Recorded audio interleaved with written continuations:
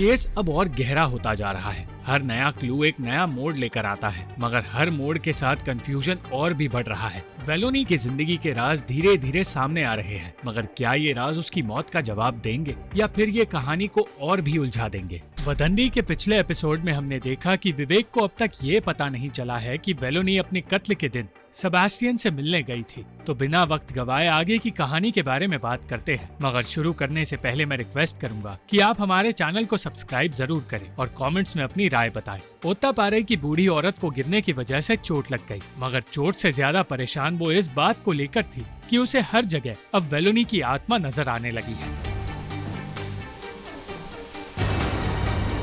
उस औरत के बेटों से पूछताछ ना कर पाने की वजह से विवेक परेशान था। वो जानता था कि उन तीनों के सपोर्ट में कोई पावरफुल आदमी है, इसलिए वो किसी भी बात का ढंग से जवाब नहीं देते। वो तीनों एक नेता के लिए काम करते हैं और उसके लिए शिकार करने से लेकर सारे छोटे मोटे काम करते हैं। एक रात रामाराव को अचानक रूबी की कही एक बात याद आ गई, जिसे उसने अपनी डायरी में लिखी थी। रूबी ने पहली पूछताछ के दौरान बताया था कि वेलोनी चर्च के बाहर किसी सांवले और लंबे आदमी से बात कर रही थी, मगर दूसरी बार पूछने पर रूबी ने ये बात बताने से इनकार कर दिया था, जिसकी वजह से विवेक को शक हुआ कि रूबी कोई बात छुपा रही है। मगर इससे पहले कि विवेक रूबी से कुछ पूछ पाता, वो उसी पर चिल्लाने लगी और कहने लगी कि ना तो वो लोग वेलोनी के असली कातिल को ढूंढ पाए हैं और ना ही विघ्नेश की बेगुनाही साबित कर पाए हैं, जिसकी वजह से कोई भी अब उस लॉज में रहने नहीं आता। किसी तरह विवेक रूबी से सवाल पूछ पाया और रूबी ने बताया कि चर्च के बाहर जब वेलोनी किसी आदमी से मिली थी तो रूबी उस आदमी की शक्ल देख नहीं पाई।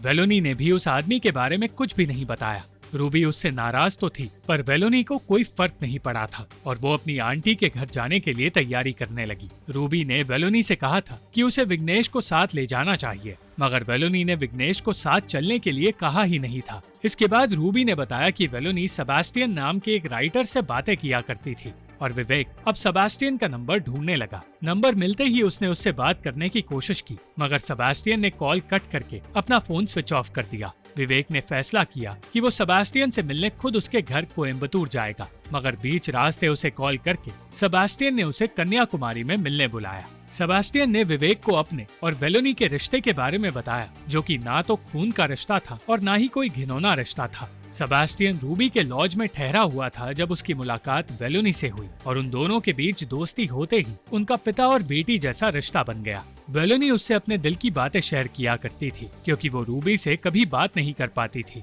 विवेक को ये बात बताने के बाद सेबास्टियन ने रूबी को भी ये सब कुछ बता दिया। सच जानकर विवेक इतना ज्यादा परेशान हो गया कि वो शराब पीकर अपनी पत्नी के आगे रोने लगा। उसका कहना था कि वेलोनी को कोई भी ठीक तरह समझ नहीं पाया।